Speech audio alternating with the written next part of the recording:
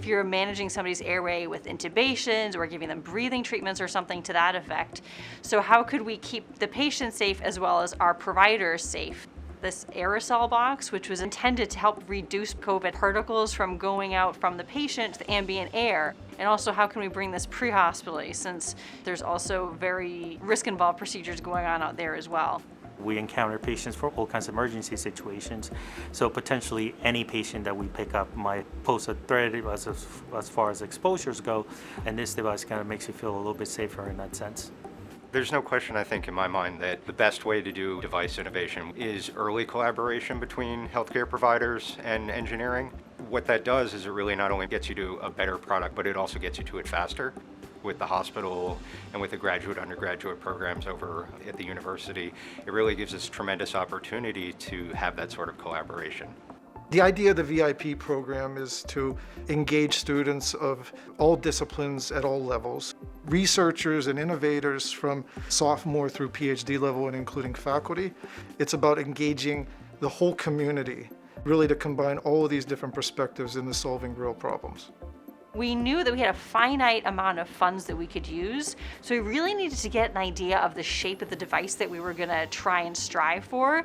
So Tinker Toys actually ended up being a really great initial medium to tinker with, essentially. When we're coming up with our prototype ideas, one of our main criteria is that we wanted to make this really accessible. We wanted to make it not too expensive, but also accessible to anyone that's really outside of the medical environment.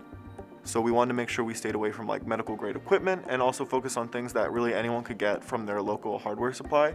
Shower curtains and binder clips, and then drape the shower curtain over it. The most complex part of it really was these 3D printed attachments for the sleeves, so there was essentially airtight connection to prevent those particles from coming out. This program allowed me to get hands-on experience on real research. We got a chance to work on things that actually apply to real life, actually do end up helping people. In this particular case, might contribute to saving lives, which is exactly why I got into biomedical instrumentation in the first place. We were able to publish the initial findings in this pragmatic testing of this chamber in Annals of Biomedical Engineering.